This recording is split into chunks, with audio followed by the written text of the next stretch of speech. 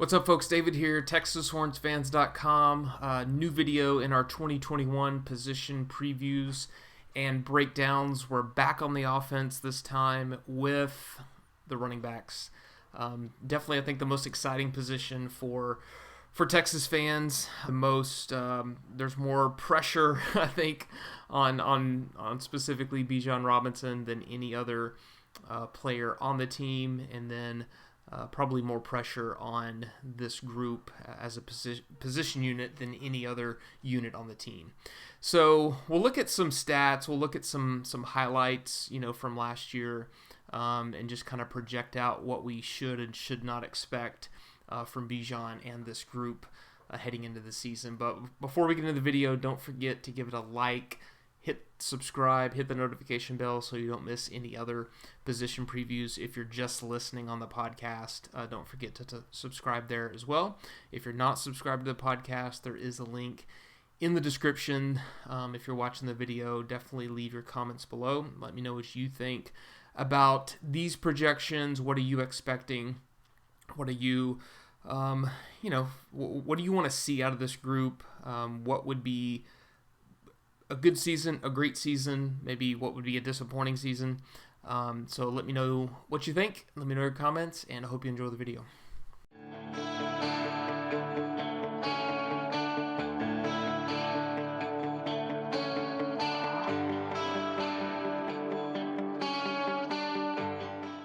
All right, so let's go ahead and start. I'll throw up the projected starter and then the key reserves here. So obviously, Bijan, true sophomore last year, definitely showed that he deserves to be the guy in this offense.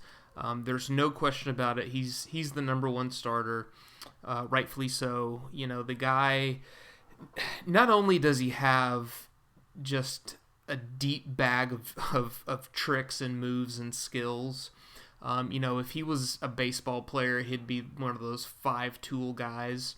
Bijan can catch, he can run, he has balance, he has multiple moves, and he runs tough. He runs strong. He's not he's not a big running back, but he's kind of that perfect size running back, but he has the muscle to take the hits. So in that kind of sense, he has built up his defense, his physical defense. He reminds me a lot, just the way he plays, he reminds me a lot of Saquon Barkley. The versatile type of all-around threat of an offensive weapon. So, no surprise there.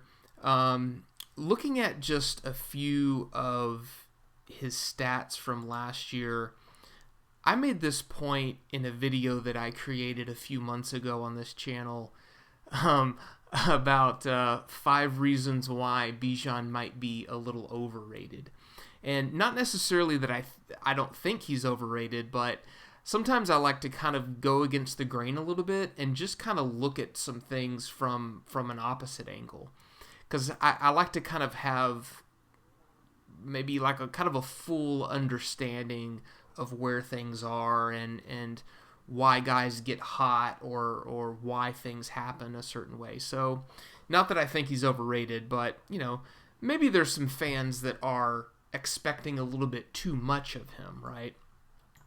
So, one of the big points I brought up was that looking at what he did last season, it took about half the season for him to start getting more than 10 touches a game, 10 to 15 touches a game.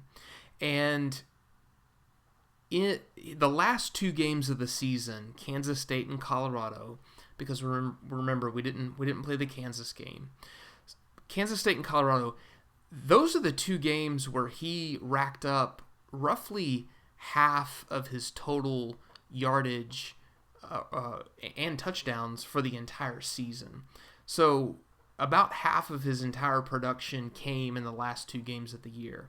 Now, you could look at that both ways. You could say, well, that's kind of what you want to see. You want to see a true freshman get better and better and better and then finish the season on a high note, finish the season strong. And that is what happened.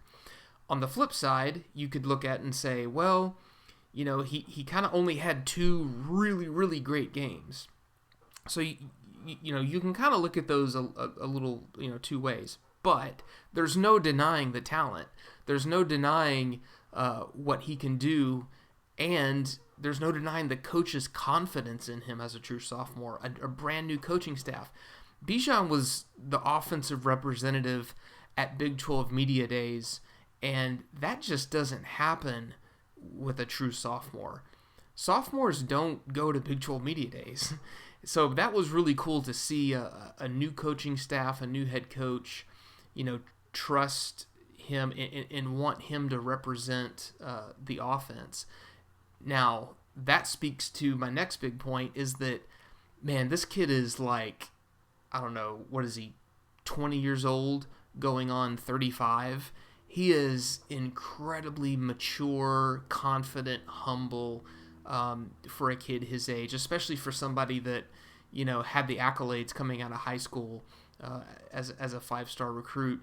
When you listen to him in interviews, if you follow him on Instagram and just look at the type of posts, he's a very spiritual person. He obviously is very family oriented. Like, that just stands out to me too, of a guy that's just like so mature and confident and just a natural leader. He's exactly the type of person that you want representing the program. He's a lot like Sam Ellinger or, even like Brandon Jones, those mature leaders that you can just tell that a natural leader. So that's cool to see. One of the other things that I wanted to look at was just the overall team rushing stats from last year. Just to kind of see, like, overall, how did we finish? What are we losing? So Bijan obviously led the team in rushing. 86 carries, 703 rushing yards, averaging 8.2 yards per carry. And again, going back to those last two games of the season, Kansas State and Colorado, a good portion of that average was bumped up to 8.2. I think he was hovering somewhere around 5 to 6 yards per carry, and then when you factor in those two games, it bumps up to 8.2.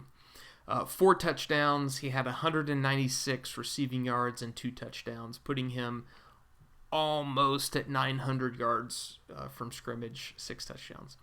Roschon returns, 80 carries, so almost right there just in terms of the workload with carries with Bijan.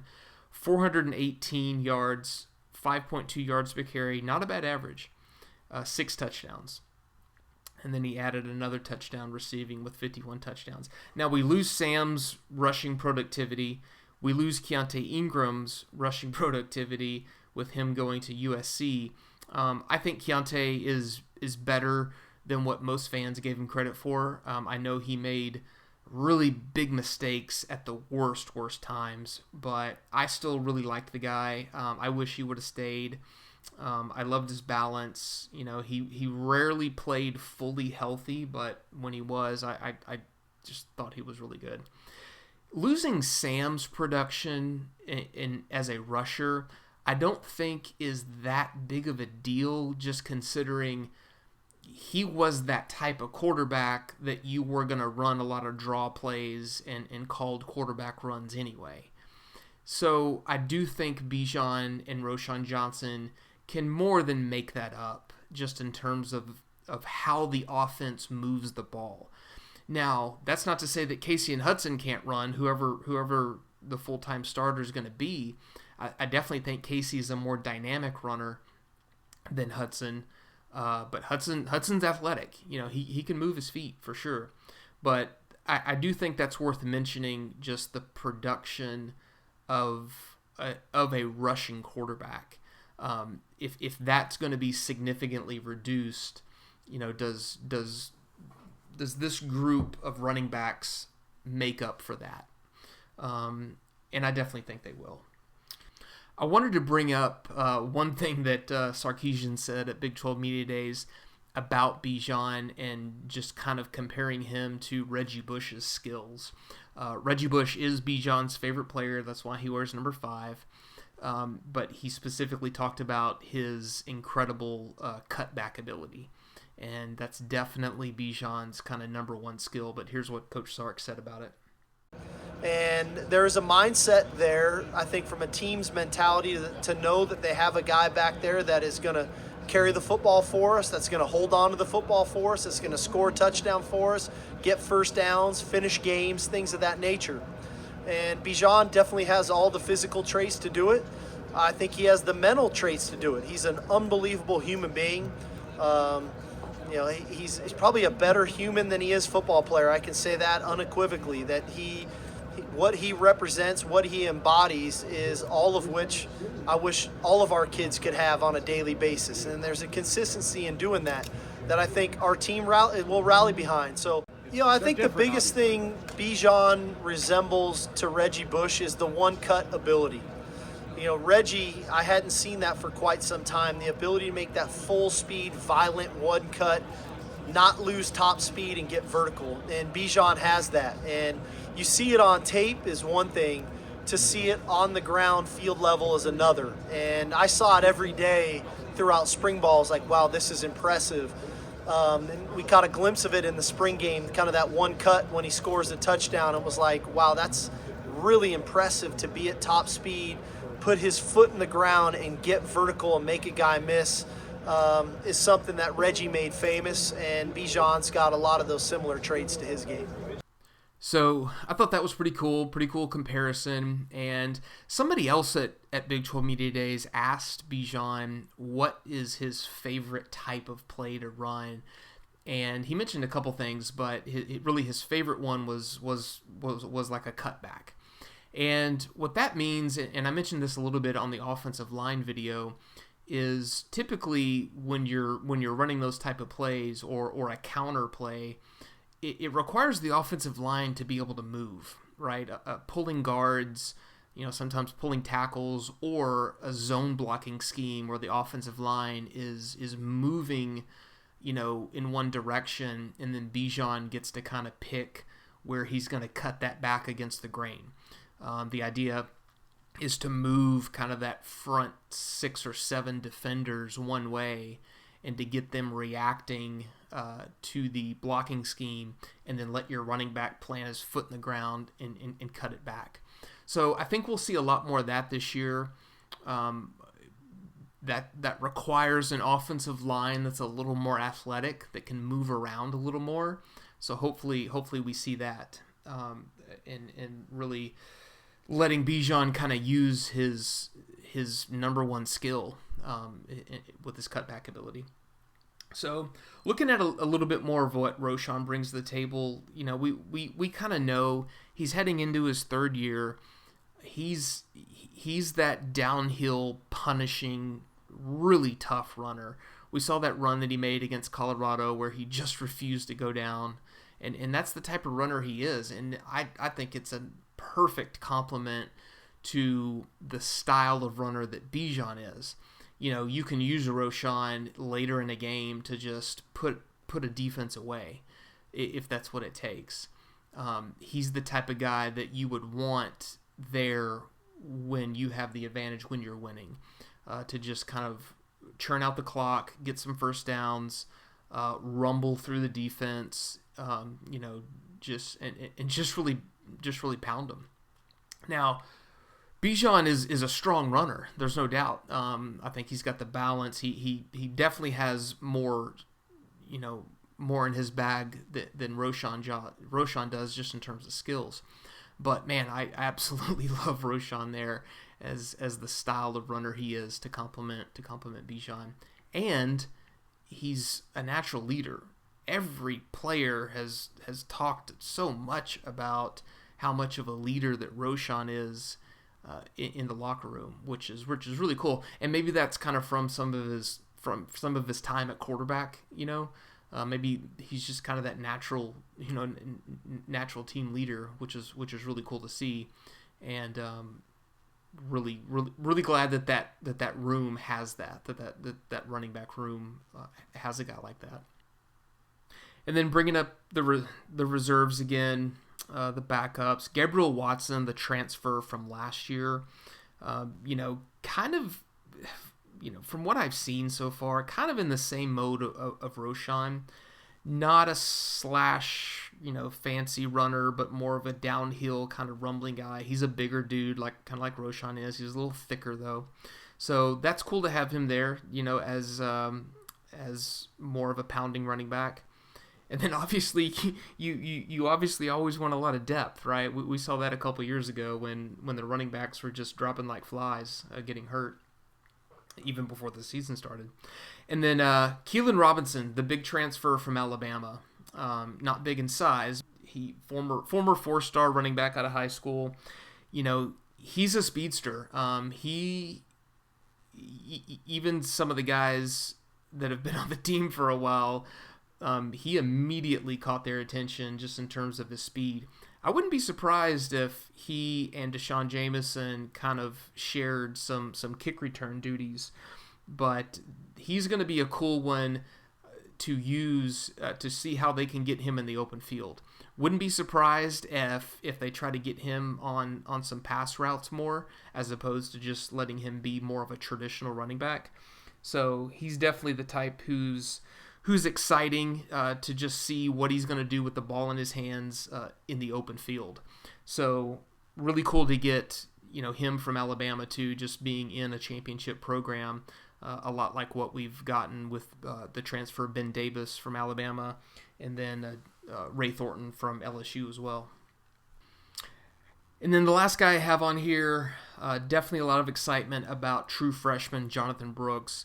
Lots of veteran players have been raving about him, just his work ethic and how quickly he has picked up the playbook and his assignments and in using the blocking scheme with timing and stuff like that. Bijan had a lot of great things to say about him at Big 12 Media Days. And Brooks comes in, I think, is one of those... He looks smaller than he actually plays. He plays bigger, than his size.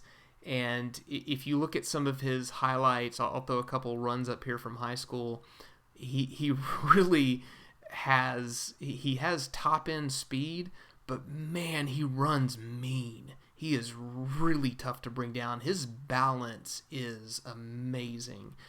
And when you got a guy like that who can go from start-stop, super fast, but maintain his balance and is just so tough to bring down, that's exactly what you need when you're in those situations to where, you just have to get a first down. And a lot of times, if something busts with the blocking and the offensive line, and a running back like that can win a one-on-one battle, even if something breaks down with the line.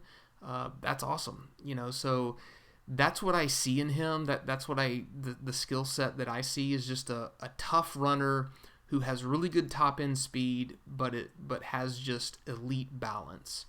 And we've seen Bijan, have that elite type of balance too. So that's really cool to have him in there. How much production does Jonathan Brooks bring to the team? I don't know. I would expect him to get, some carries, but with Steve Sarkisian coming out and saying, I know he specifically said in a press conference recently that he would like to get Bijan somewhere around, 15 to 25 touches per game, but of course, the flow of the game kind of dictates that a little more. So wouldn't be surprised if Bijan was averaging around 20 to 23 touches a game. Roschon's gonna get his probably at around 8 to 10, something like that. Keelan Robinson, how they use him, I don't know. Like I said, that might be more of like a specialist thing. And then if Jonathan Brooks can contribute something, here and there, that would be cool to see. And obviously you don't want to wear Bijan out, certainly. Typically in the first 3 games of the season, you have a couple of games thrown in there that are a little bit easier for your younger guys to come in and get some playing time. That might not be the case this year. Louisiana's a legit team. They lost, one game last year? They beat Iowa State in the opener. I think they're ranked like number 22, 20, something like that in the coaches poll. They're a legit team, okay? They're not one of these teams that you're going to be beating by, 28 points in the third quarter. And then, you've got Arkansas. Arkansas was not a good team last year, but it's kind of a renewed rivalry. You got to go out there, so that's going to be interesting to see how that pans out. And you still don't know who your starting quarterback is, so it's not like you're gonna usher out all of your freshmen, by the end of the third quarter. So, overall, I love the depth in this room. I'm liking the overall running back situation a lot more even than I did back in the spring. My number one things are, I hope they don't overwork Bijan. I hope he stays healthy. But I love the complement in running styles with Roschon and Watson being more of a bigger downhill runner, and then Keelan Robinson being more of a kind of a flashy, fast speed guy, and then Brooks with his tough running and his incredible balance. So those are my projections, guys. That's what I'm expecting from this group. Let me know what you're thinking.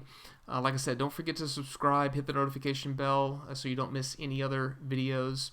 And then definitely check them out on the channel. If you're on the podcast, don't forget to subscribe, leave a great review, and head on over to TexasHornsFans.com. You can connect with us there, join the email list so you don't miss anything as well.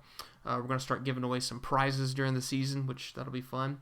But that's the best way you can support us. And don't forget to share this video out. Invite some more people on here that you think would want to comment. I always love reading the comments, whether you agree with me, disagree with me, and especially when you think of something that I didn't. That's kind of the fun part, right? Is to see what you guys are expecting. So I appreciate it, and we'll see you on the next video.